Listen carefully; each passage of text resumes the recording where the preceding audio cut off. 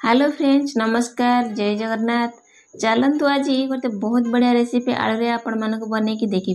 संतुला साग मऊर हो बेसर हो गरम भात हो कि पखाला भात सबुतिर आमर बड़ी दरकार। बड़ी बिना सबू किछि पिका पिका लगे। आज आम बनैबा आलू मसला बड़ी, जोटा बनैबा 500 ग्राम आलू को नहीं मसला बड़ी बढ़िया लगे खाइबा। आपण मैंने पखाला भात खातु, गरम भात खातु, बहुत स्वादिष्ट लगे। वीडियोटा संपूर्ण देखो, पसंद आसले लाइक कमेंट शेयर करेंगे। चैनल नुआ थे प्लीज चैनल को सब्सक्राइब कर सारा पाखे थे बेल आइकन प्रेस करने। जहाँ वीडियो अपलोड करी सर्वप्रथम आपण मैंने वीडियो को संपूर्ण देखो। जदि पसंद आसवे आपण मैंने गोटे छोटिया कमेंट देवे, जो कमेंट की मत मोटिवेट करवा कि नुआ नुआ वीडियो आने। तेज डेरी नक चलतु प्रस्तुत करवा आलू मसला बड़ी। से आमको कौन कौन सब इनग्रेडिएंट दरकार वीडियोटा संपूर्ण देखो, पसंद आसो। एठू मु किछि सीझा आलू को फ्रिज रे 5 रु 10 मिनट पर्यंत फ्रिज रे रखी नहीं स्टोर करी, जहाँ फल पानी भी थी से गुड़ा सब आब्जर्व करनवा बा मॉइस्चर गुड़ा सुखीज। जहाँफल आम बड़ीटा पूरा परफेक्ट बनब। पानी गुड़ाक सुखीगले बड़ीटा पतला हेनी, पूरा परफेक्ट बनब। तापर आम से सब ग्रेटर साहाଯ୍य ग्रेट करनवा। आपड़ चाहिए आलू मसाला साहाଯ୍य मैश करेंगे, जमी आमर आलू गुड़ाक खदड़ न रुए, पूरा चिकण हो पेस्ट हवा दरकार। जेहेतु आम आलू मसला बड़ी को बनाऊे से किसी मसला आम यूज करवा। से गोटे चामच नहीं जीरा, गोटे हाफ चामच नहीं जुआणी। जुआणी देले बहुत फ्लेवर बढ़िया लगे, वासना हम। एमती जुआणी भी डाइजेशन बहुत भल काम करे। ता सहित आम ये किसी आड करवा चिली फ्लेक्स, जोगुड़ा मुझे गुंड कर घरे रखी थी से आड कले। आप चाहिए स्किप करेंगे, किंतु मसला बढ़िया लंका गुंड देले बहुत बढ़िया लगे। तापर किसी कस्तूरी मेथी हाथ में क्रश करनवा, भलसे चकड़ी नवा। जेमिति आलू सहित सब मसला गुड़ाक पूरा भलसे मिसीज। आलू पूरा परफेक्ट चकड़ी हो, जमा भी खदड़ न रे। जेहेतु आलू रे सीझला बेले लुण पकई नी, से स्वाद अनुसार लुण को देदेबा आ पुणी भलसे चकड़ी नवा।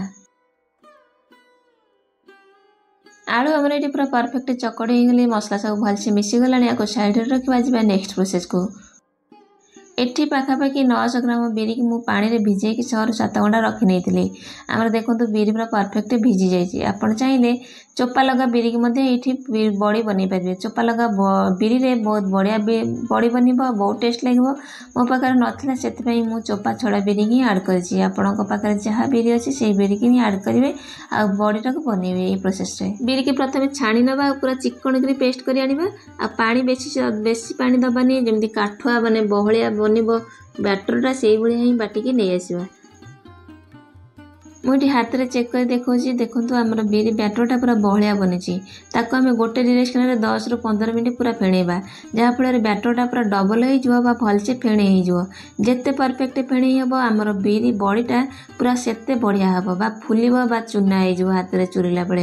यही ही फेणा दरकार। तापर आम पानी चेक करवा, देखा जो बिरी बैटरटा ऊपर भासुची, आम जाना आमर बैटरटा पूरा परफेक्ट फेणे। आम आगुरी चकड़ी रखिए आलू को ये आड कर सब गुड़ाक एखाड़ी मिसई नवा, जहाँफल बिरी बैटर सहित आलू गुड़ाक पूरा परफेक्ट मिसीज। मुझे किसी जिन स्किप कर नहीं हेंगू, जेटा हेंगुटा बहुत बढ़िया वासना आस। मसला बड़ी जेहेतु बनईचे से किसी गोटे चामच खंडे पाखापाखि हेंगू देदेबा, पुणी गोल नवा। आमर बड़ी आलू सब भलसे मिसीगला। आम हाथ को ओदा करनबा। मुझे जो सेप्रे बनाऊँ आपने देखो से प्रोसेस बनइबे। आपंकर प्रथम थर ही परफेक्ट बड़ी बनब। हाथ ओदा करदे बड़ी बैटर लगेनि हाथ में, जहाँफल आमर बिरी बैटरटा बढ़िया भाग में बड़ी पारि हम। मो हाथ में बनाऊँ, आप चाहिए पॉलिथिन में बन पारे, आप चाहिए आठू छोट बन पारे कि बड़ बन पारे, किंतु पूरा परफेक्ट खरार ही बनइबे। जहाँफल सकाळु बनइबे आपन को इवनिंग रे पूरा बड़ीटा 75% सुखी जाइए। एमती ही गोटा रहा पूरा चूरी हो हाथ में। जब लेट्रे पारे बड़ी गुड़ा सुखा टाइम लगे, 2-3 दिन बड़ी सुखीगला आपको हार्ड हो गोटे दिन सुखापी चेष्टा करेंगे। देखो आमर ये बड़ी पूरा रेडी होगला। आपण मैंने थे ये प्रोसेस बनातु। केमती लगे आज रेसिपी कमेंट सेक्शन में श्योर जनइबे। रही नमस्कार, जय जगन्नाथ।